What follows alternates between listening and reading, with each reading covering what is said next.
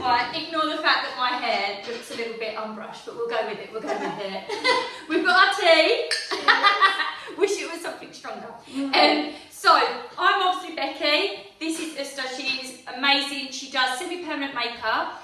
I'm going to pop a little link to her Instagram here, just so you can go and check her out yourself. She was the lovely lady that done my brows and my lip blush, and she is amazing. She actually works in the salon in the room opposite to me, so we're basically neighbours. So she's joining me today to answer some questions, which I did pop up on my Instagram. Here's mine in case you wonder where it is.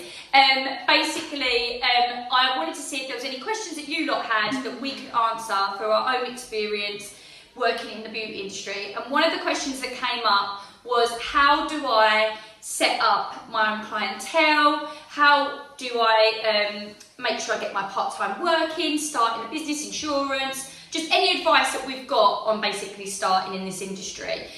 So I don't know how your experiences were. So obviously Juste doing completely different to what I do, semi-permanent, and then there's me doing the waxing and lashes and the training. We've got different avenues in the beauty industry that we're both in. However, our experiences may be very similar in what we feel for starting up. For me, I just went off and did courses when I had kids. I was like, right, I'm going to do some courses. I'm going to get my qualifications, and then it was just word of mouth. So word of mouth for me was the biggest thing. I went up to school, there was mums, friends, and then that news just spread, and that helped to bring up, obviously, clientele for me. I mean, I'm not going to lie, the first probably year, I might have only had like one client a week. Yeah. I don't know, was it different for you though? Because you did totally. Yeah, so I mean, obviously I as well went in beauty from zero background, working in advertisement sort of office. No family here, and we didn't even live in Essex. We lived in London as well. Yeah, sorry. When I started, so it was a completely different story. Permanent makeup then was kind of becoming a thing. Microblading was so famous at the time, but yeah. I actually don't recommend microblading because I had microblading and you corrected mine. Yeah. So that's, I think, yeah, exactly. I don't recommend that as well, but. So yeah, it was a little different, sort of like I went on a course thinking, you know, how can I change from office job I didn't like and thinking about the family in the future, work around the kids. So yeah, the beginning was really tough. Like no background in beauty industry meant I had to learn everything harder in a way because obviously you have to draw the shapes on and understand the colors. So, and was you critical? Because I was really critical with myself. When you first start out, what you'll find is that your social media is massive. Everyone's putting their work up before, after, stuff like that. And for your sort of work, there's a lot of that you can see, the before and afters, all of that comes up. For me, waxing, I mean, what can you see? A hairy armpit and then a smooth armpit. That's about as good as a before and afters gonna get. But you do compare yourself, and that knocks your confidence. Absolutely. I don't know if it did for you, it did for me anyway. I mean, the thing is, I think back in the day when I started, social media wasn't that huge on our industry yet. It was, but it wasn't like this huge as now, and especially like, it's so easy to go on Instagram even now and think, you know, you did a really good job on the canvas that you got in your room and you really improve your life, and then you go and see someone's Photoshop work and you always think, oh, you know, it could have been better, things like that. So you will always, but then you need to remind yourself that you're the professional, you're not using any Photoshop, you're not, you know, legit work for different case. You apply your knowledge, so if you have a more mature client or young client, results will always vary. Yeah, and do you know, this is the thing, going about the Photoshop stuff, that's a massive thing, with brows especially, because I had this, with the tints and stuff, it's crazy. 100%, the tint and wax is a simple, easy way to just tidy up a brow, make the brow look amazing. But there's people out there that will use makeup and they'll put highlighter on and foundation and it would just look absolutely amazing, and then they'll put a filter on it when they take a picture, and then they come in and the expectation and the reality are on different levels, and that's I think that's really hard as well. So don't soak up too much on what you see online. I think focus in your own lane. That's all. I mean, that's all I did. I had to, obviously you have to have words with yourself now and again, because it's easy to get sucked into it.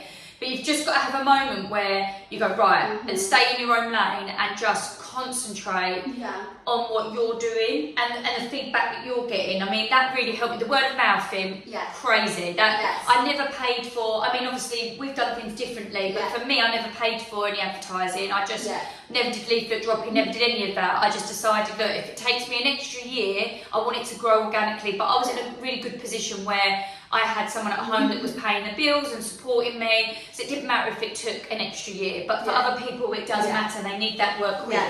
I mean, with permanent makeup, the same with me. I had somebody letting me go in and do whatever I need to do to get where I need to be without the pressure of paying bills, which I'm so grateful for, because not many of us have that as well, and that can come with even greater stress if you need to make money. Because the first year, taking the training costs, I spent thousands of pounds. So just the training, then you need to get your stuff, your pigments, needles, rent a room, get the licenses, it's a lot more expensive, isn't it? When you sign up for the course, no one really tells you before the course you'll need this and that. You don't realize how much extra expense there will be expenses, but you don't know how much everything costs. So the expenses for you and me, even though we do some different stuff, they are very high. And see this, right? Sorry, right. This is where I think this is important, because when you're setting out, and even if you're not setting out, say you're in the industry now and you're already set up and you're looking at your price list. And there will be. Out while you're talking. No, you're right. Story. This is an iPhone issue for everyone. Yeah. If you're in this industry, you've got enough videos and photos that plug up your storage. That's right. So this is one of the things that obviously I want people to be aware of. Do not be hard on yourself of whatever you set your price at. Because exactly this, what we were saying, the whole how much it's cost to set up training, your fees for your insurance, your equipment, it's everything, your online booking system, anything that you're paying for, Canva, it's all these things that you pay for, they all add up. And so there will be people that will make you feel almost bad. I know that sounds silly, but they do. I've had people that have questioned me and said, well, I don't get how much it's that, because I can get it for this down the road. Fine, go down the road and get it for a lot less. And this is what I mean about comparing yourself. You shouldn't compare yourself. And when you're setting out, it is hard because you want to bring the work in. So you want to almost, in a way, be sort of cheap and have offers, because it's going to help to attract people. And I get that, and I get that. I did it myself when I set out. I started with introductory offers and stuff like that, and it does help. But once you are established, and once you've got, even if it is just 5 or 6 clients, once they've had an introductory offer of you, that's it. Go to your full price, because be sure of what you are charging, because remember, people see it as a full profit. It's not. By the time you pay tax, by the time you've laid out everything that you've had to already lay out at the beginning before you've even started, you've got to look at that's got to be an expense in your price as well. And down the road, they might be having cheaper training, they might not have insurance, and they might not be using the better products that you're using. So that's where I'm saying, don't compare yourself in the industry. Absolutely. It's easy to do that, but it's you shouldn't. Easy. And as well, like when you think about this, getting in the beauty industry, like always, think how you can be the best, but not to compare yourself too much. It will happen, you will compare yourself constantly, even when you're at the best level, I think you will.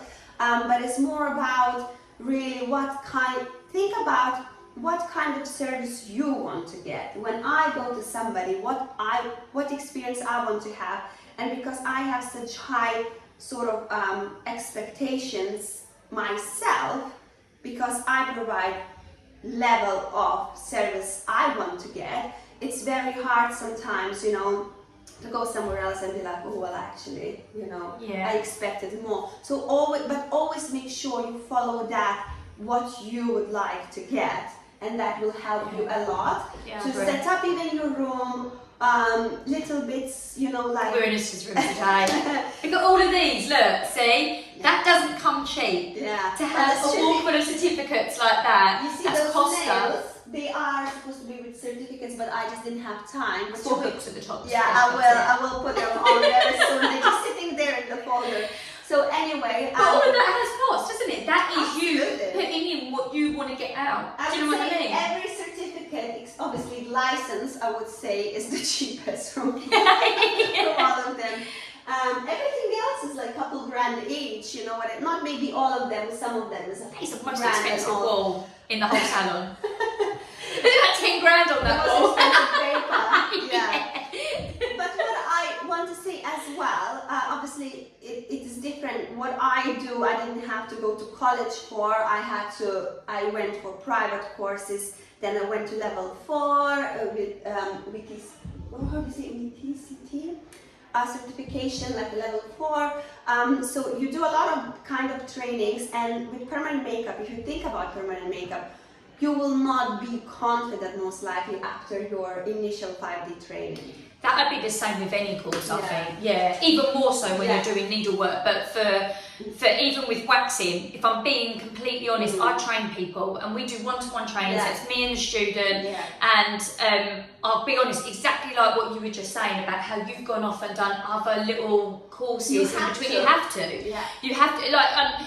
And this is another question that was actually asked on my Instagram, is what is probably the one thing we would change in the beauty industry? Now, we might have different things that we would change here, but for myself, I think the biggest thing is how colleges are run. And this is not, me slagging off any particular college or saying that all colleges are bad. They're not. They're limited with obviously the funding they get and with the support that they have, and I totally understand that. And it's very hard when you get young girls and men that come in and they want to obviously learn, a new skill, and you're trying to get them to level 2, level 3, whatever level they're doing in their course. But it is one person that maybe is their tutor that hasn't been in the industry for maybe 20 years, because they've been at the college for the last 15, 20 years.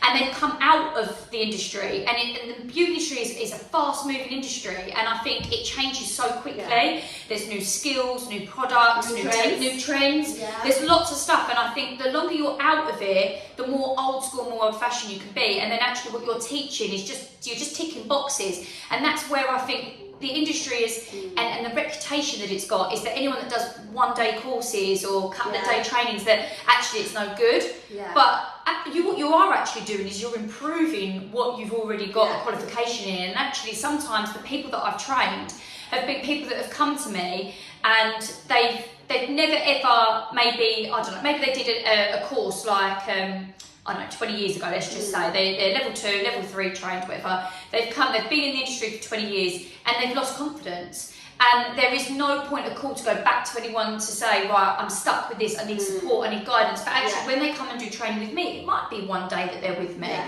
But it's an intense day with somebody that's working currently in the industry, that's up to date with all the trends, up to date with all the modern techniques, the products, whatever else. And I'm there as support, someone for them to talk to after. Sometimes you don't get that with the college. So if I could change anything, it would just be there would be a better system for learning, for improving, and for support after. Because actually, the most learning you will do, and the most that you will ever do in any industry, I think, is when you're actually doing it. Yeah, it's when you're experiencing it, if that makes sense. So the more you're doing it, that's when you're actually learning. Yeah. So that's when you need the support, that's when you've got the questions, because what you see in your training room can be completely different when you've got someone laying on your couch or sitting in the chair. Yeah. I mean, I don't know if it's something you would try. I know there's other things you mentioned before about the industry. Yeah, I mean, I think in general, I think beauty industry is improving really well. Yeah. It is so much better than what it was years when I started. Yeah. I feel like there is more maybe even support, but I'm talking about private courses now because I didn't go to college, and I think maybe I don't see it the same way because what I learned I didn't have to go to college for. Everything was private trainings. So I think private teachers perhaps are putting more attention to their courses, and they are making sure that they are helping you and supporting you, but I still feel like maybe the industry could be a little bit friendlier. You've mentioned that, haven't you? Yeah. Just just as professionals, and I'm not saying that it isn't, but I think we could just be a better community in terms of, obviously I know Do you think that's social media? Do you think that that's what I fact wanted that to say. it's like basically Yeah. a safe zone for people Yes. to just comment on other people's Yes. work or badmouth people's work without Yes. actually knowing the Yes. person? Yes. Or I didn't have a personal experience with that. That's why I'm not saying I experienced this in this way. But I just feel like from just looking from like, I'm inside of the industry, but just as well looking inside of the industry on social media, just thinking, I understand this competition, but at the same time, let's come together, let's make this better, and let's help each other, let's make sure we are all doing better work. And that is, when someone messages me and says, what pigment you're using or what needle you're using, what you're doing, I do give advice. And some people, would say, why do you do that? Yeah, I've had but that. I'm I've like, had that. well, because somebody is lost where I was lost years ago and I didn't have answers, I had to find them. Yeah. So now I'm in a position where I can give back and help that person hopefully answer the question, if you know what I mean. Yeah, and I definitely, for me, like obviously my TikTok, I give free information all the time. People always say to me, you're giving it away for free. Like, what you getting out of it.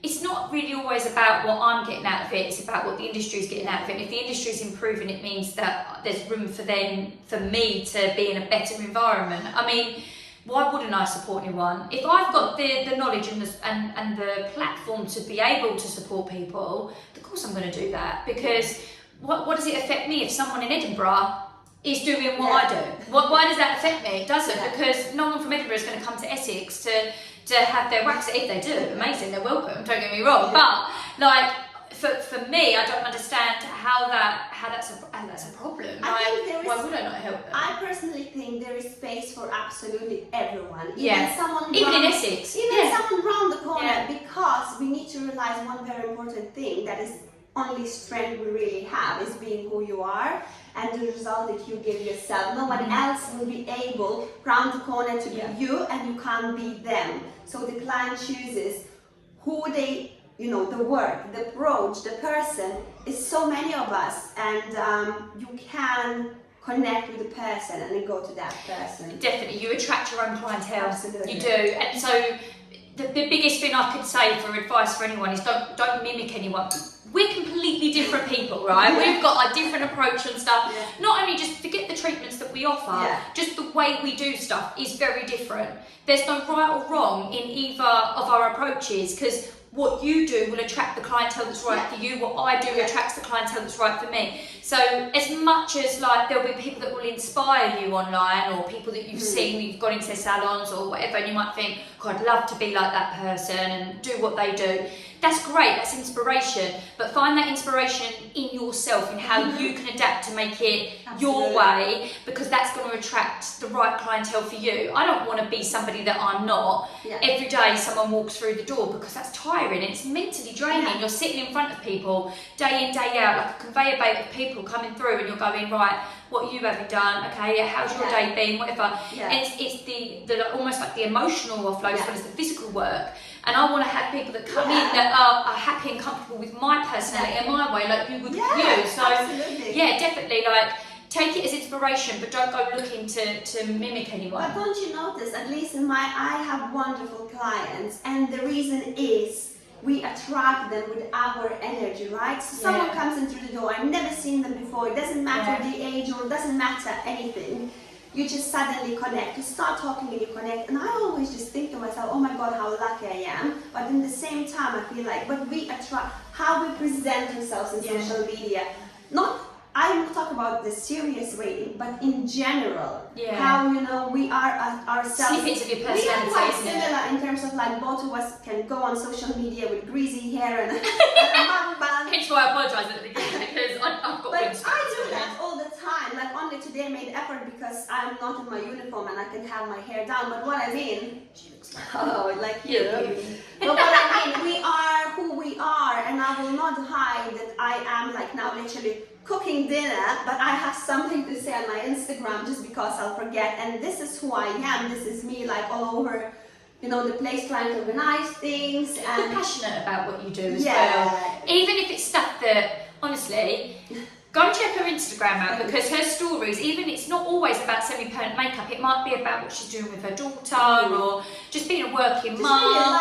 Yeah, like things that she's found online and ordered, face care, stuff like that. It's just general like girl support. Like, oh, look what I found, this might be helpful for you. So even if you're not even thinking of having semi-permanent makeup, go give her a follow, because you'll be, her stories are, you're good with your stories, aren't you? You give information. If you see things, or you think, oh, this is a nice topic, or do you reckon, it's like, do you know what it is? It's like building friendship with people that you've never even met, because that's your page. Your Instagram is your page. Yeah. You know, so if you're starting out in the industry, be yourself, get an Instagram page. It's a free tool. Absolutely. Social media is free. Use it. Why would you pay for people to like pop leaflets through the door, or put, I don't know, an advert about this, I've done it myself. Oh, have you? Okay. Oh my God. And how did you find it? Be honest. It was shit. Like, there you go. no, honestly, I spent so much time and walking around. Maybe one person called me and I was so down. I had so many leads, but that was the beginning as well. And then I was like, I really need to be myself, not just putting that leaflet through the. But you have to do it all as well. Don't get me wrong. Yeah. Post on local groups, throw the leaflets, go on neighborhood chats. I don't know what they call pages. pages. The best way to get clients is word of mouth, but the beginning, when you don't have that, because you need to get clients through the door, it's tough. You do all of it. You post you do. on Facebook. You post everywhere. I think the difference between when me and you started is that social media is bigger now. Yeah. It was quite small. It was quite small, and I think it was quite nichey. And permanent makeup wasn't as, so what you see now, especially my work, which is all about natural, I think just now people are starting to realize it can be natural, whereas before, I feel like it was more fake, it was all about the bold results, and people were scared, and when you try to say, but no, it's actually natural, I do natural work. You would it's never hard do. to believe for people. People were shocked that my eyebrows are tattooed, you know, because it And looks you so. had microblading we had to fix as well, yeah. and things like that. You're going to make mistakes as long as, when you go along the way, don't get me wrong, but it's having the right people to be there to correct it or give you the right advice. Yeah. I mean, for me, I think when you look back on social media, going back to the Instagram thing, you've got to remember we're all used to Instagram having reels and videos. There was a time it was just photos. Oh yeah. So you've got to remember it's changed a lot. So that's the difference between when we were starting out and we were having to use things like leaflet drop-in and all the rubbish techniques that didn't really work. Because let's be honest, do you read all your junk mail that comes through your post? Because I don't. I just would probably say that now you've got the platform, even with waxing, right? I'm not being funny. You had stuff that you could promote. Yeah. For me, it's really difficult to show what your picture of armpit. Yeah, like here's a hairy body and he's not. Like, how do you? And do you know what? I nearly didn't even start up an Instagram page many years ago because I said, how does a waxer promote himself through photos? Look at you, how amazing you are doing. Like honestly, the winner. Yes, guys, thank you. Actually, officially the best waxer in the UK. Yes, I've got UK Beauty Awards, most recommended wax tech, and then the Beauty and Aesthetic Awards. So best waxing. But do you know what? Let me just say this: as much as I'm here to celebrate my achievements come from helping others as well. And it's not just all about me, and it's not about, oh, look at me, I've won the awards, you know, it's the Becky show. It's not that at all. It's about everyone. It's about supporting one another. It's about me and you being here, doing completely different things in the beauty shop. We're here to support one another. And that's what's amazing about this industry. There is plenty of lovely, supportive people. And that's what I wanted to say, like exactly what I was talking about earlier when we said about improving the industry. More people like Becky, because when you come to work, you know, our daily, everyone's running in the kitchen, leaving our coats, changing uniforms, quick coffee, and the clients, we don't see each other. And you would never think Becky, you know, she doesn't think of herself much. Like, she's just so simple. She's like, oh, I just won an award. And we're like, oh my God, this is big. And she would not think about it. She's just like, I'm going to walk some armpits. You know what I mean? Answer some questions. And she's just so simple. And this is the beauty of, for me, because so easy for some people would be to just become big-headed and who I am. And you know, like I was a judge in one competition earlier this year. I posted once about it because it's not not about that really. It's lovely to be recognized, but at the same Yeah. time, we are who we are. We go on our social media, we show our Part of the personal job. life, we give advice, we show our work, and it's not about being look who I am, but it is like you would never think. Becky never shows like, I think she doesn't take so much credit for herself as she should, first of all, but you would never God. think, oh, you would never think. Oh my god. That's so cute. But- That's so cute. But I you love would just you. never think, right? Because we're just normal, simple people doing our best to provide We're for mums. our families and our kids. We're just Yeah. doing this. This is honestly like, I think don't put yourself on a pedestal. Just like I said earlier, stay in your own lane and keep on learning. Yeah, keep learning. No I'm still matter- learning. Yeah. I'm still learning. There's I'm things. taking master classes all the time. You have 100%. to. And listen to people that are in the industry. There's things that like, I mean, I do lash lift. Just recently, I mean, obviously waxing is my main thing. That's the thing that I'm passionate about. That's what I specialise in. But there's things that I've listened to just recently that people have said about lash lift. I didn't know that. I didn't know you could, get shields that went on without glue. You're always learning, and I think the moment you start to get too big-headed and think, right, I know everything, is the moment that you're going to get left behind. Yeah. Because there'll be people that are sitting in their own lane, concentrating on them, and they're actually the ones that are going, I'm still not scared to learn, and I'm still not scared to say, actually, I didn't know that, or here's a question. And they're the ones that are bettering themselves. They're constantly building and building and building. While that one there at the background is just like, well, I'm already there and I've made it. Yeah. You'll never, do you know why? No one will ever just make it, because like what I said earlier, the beauty industry is fast moving, it's always changing. All the time. So even when you think you've made it, someone's going to come over and take that spot again. The so you just got to techniques. keep going. The techniques, I don't know Yeah. about you, but They're always changing, aren't they? all the time, like the needles, different. You think you know all about the needles, about pigments, and I don't think there is anyone who knows it all. But you know what I mean. Someone can think, Yeah. oh, I know it all. It's not true. First of all, in my industry as well, what works for me that wouldn't work for you if you were doing the same thing. Yeah. My choice of permanent makeup tool, you would hate it, for example, or someone else would love it, someone else would hate it. The needles that I shade the lips, someone else will say, no, but I prefer this needle because of our hand, of our technique, of our strength, of our machines, of our pigments, of our Good point, everything. Good point, yeah. So you go to these master classes, you shouldn't have the mindset that now I'm going to take this one master class, it will change my whole life. You will learn everywhere you go. Yeah. There'll be points you Something- take from each one. Isn't Something, maybe something about drawing a shape in my case, or on your, for example, applying wax in a specific way. Yeah. Or maybe I will learn one trick about the needles for lips outline that I thought, let's give it a go, and makes a huge difference for me, but it might not make. But we always pick something from that training, even maybe something about that trainer, about her attitude and good energy, that you think, I want to be more like that. Yeah. Or I want to, achieve something like this. So you always will take something great from every Yeah. training you take. But 100%. don't think one training will solve you. You will have to keep on learning. Yeah, Not definitely. all the time, but time to time, every 6 months maybe, and And so change on. things. So if something's not working, don't be afraid to then go and say, okay, this product Yeah. isn't working for me. Yeah. I don't get the best out of my technique or the best out Yeah. of what I want to achieve from this product. Waxing is one of them things. There is hundreds, if probably not thousands, of different types of waxes and brands out there.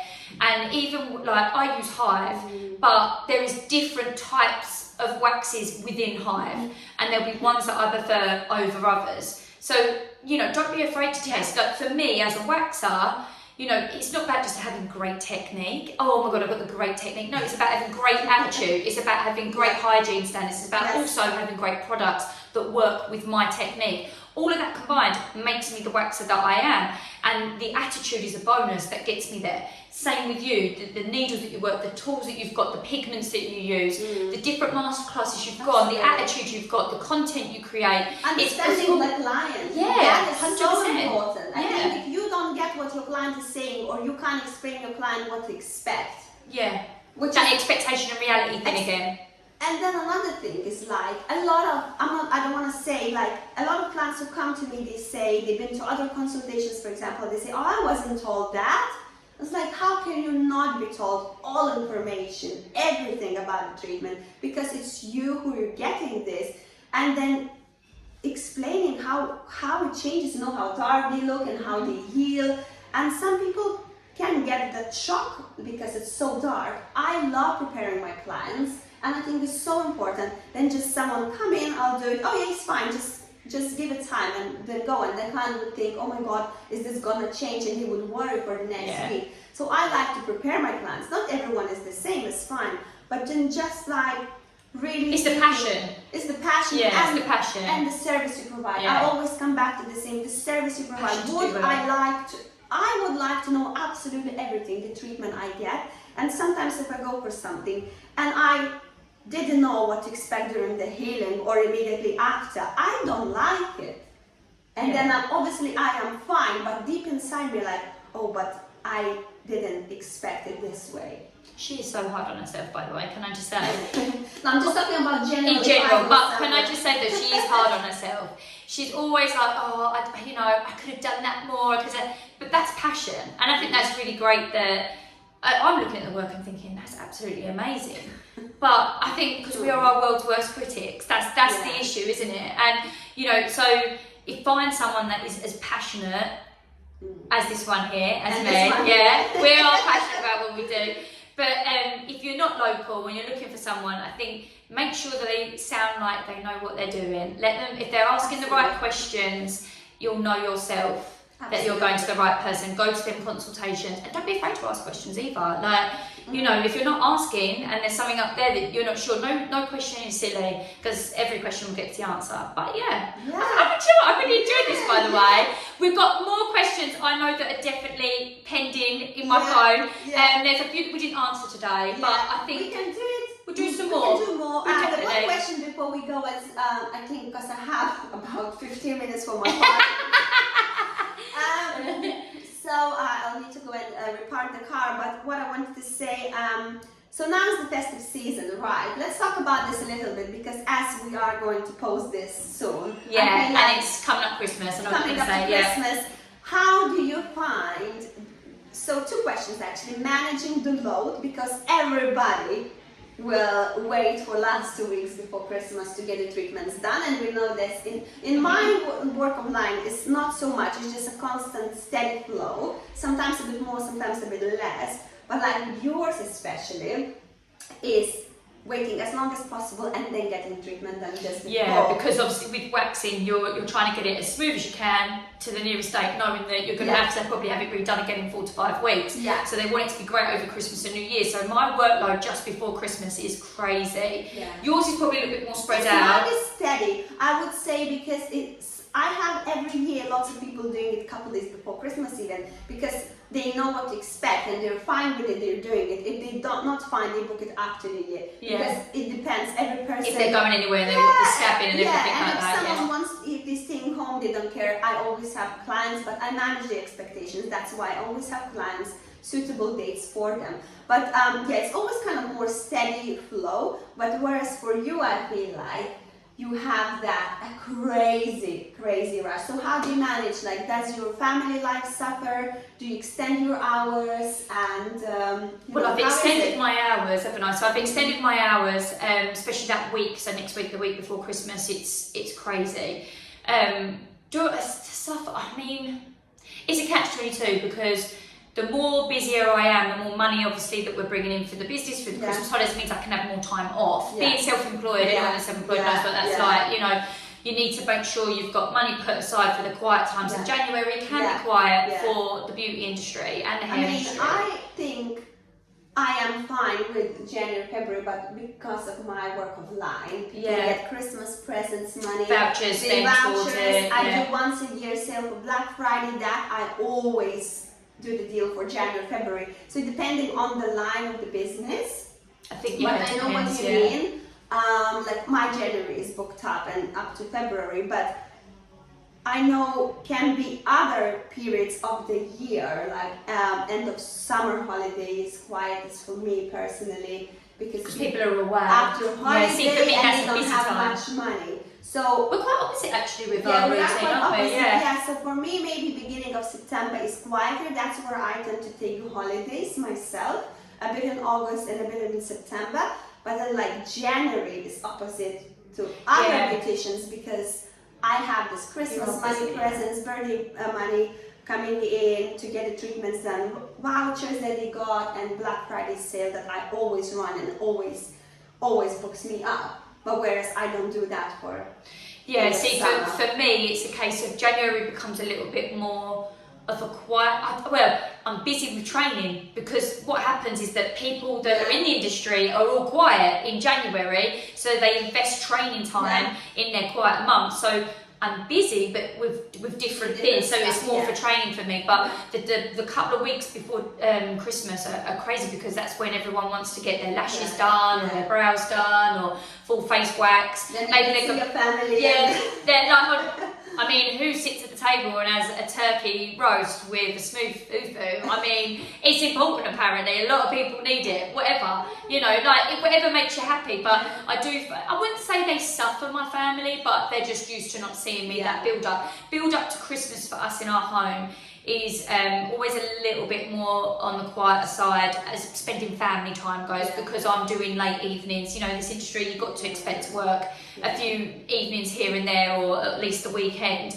But for us, what we try to do is I take on and I absorb that busy time before Christmas, which doesn't always work for everyone, but it does for me, because then it means I can have the time off in between Christmas and New Year, which means then for us as a family, we actually benefit in between then, and we do some family stuff. I mean, it's a tough one really. I mean, everyone has to do it for what suits their family life. I mean, for us, we have kids. For those that don't have children, it might be nicer for you to take a couple of days off before and then work in between Christmas and New Year. So because you might want to be out partying that week before. But I think you just have to sort of, the main thing that I would probably advise people, I don't know if you would say different, is just be strict with what you're happy to do.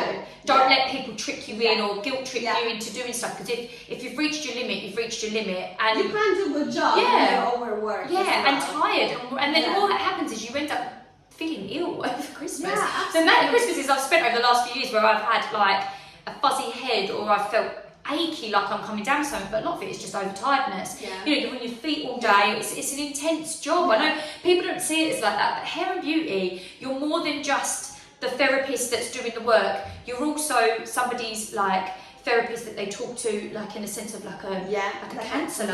Like they're there asking you like, oh, have you done this? Have you done that? Oh, I'm stressed out about an argument with my husband, or the in-laws don't get on with me, and I've got to cater for them for Christmas. And it's like, everyone's offloading at you. And the thing is, when you're in this industry, you absorb that offload, and then actually you've got your own issues on top. So it's and we do it because we love it, but it's tiring. And I don't know about you, but I get to Christmas and I just get in my comfies and go to sleep. I'm really looking forward actually, even though I'm working in between, but I'm really looking forward to that time where I will just switch it off, like there's no social media, be a mommy. And especially what gets to me these last maybe year or so, my daughter is bigger now, and then obviously before, when she was in nursery, there were longer hours, I could work longer hours, I was doing weekend, like I was doing all possible hours just to make sure I fit in clients when I was building.